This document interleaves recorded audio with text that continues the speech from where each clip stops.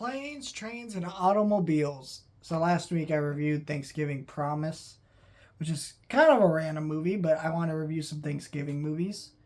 So I talked now this week I'm talking about Planes, Trains, and Automobiles, which is probably the most famous Thanksgiving movie. This is a great movie. I do think that this movie is a little overhyped.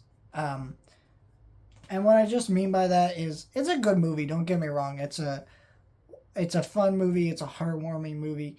It is a little cheesy though, and I think that is a thing that just is just truth.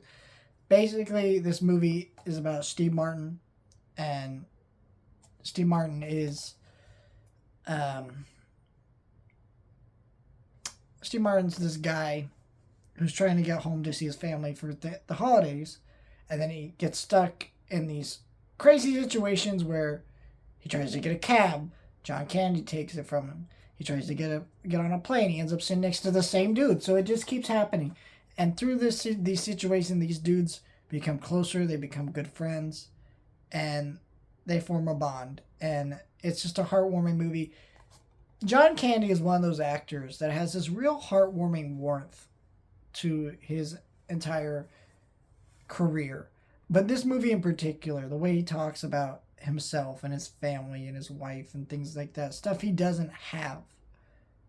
Um, it's just so heartwarming.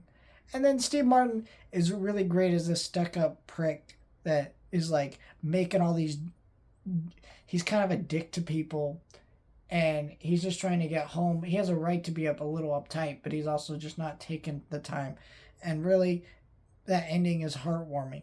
I do think it's a little cheesy where they're like replaying clips from earlier in the movie, and you're like, okay, like why are we replaying clips we've seen?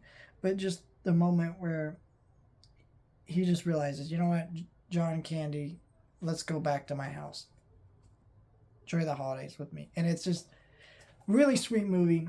It's got that great John Hughes script and writing to it. John Hughes is an interesting writer. He writes really good scripts, but also his scripts do really rely on the actors' performances, I think. Because a lot of this stuff could come across a certain way if it was not acted well, and I think that's what you get with the weaker John Hughes movies. But this is one of his best. I will say, a lot of people hated on this 4K transfer.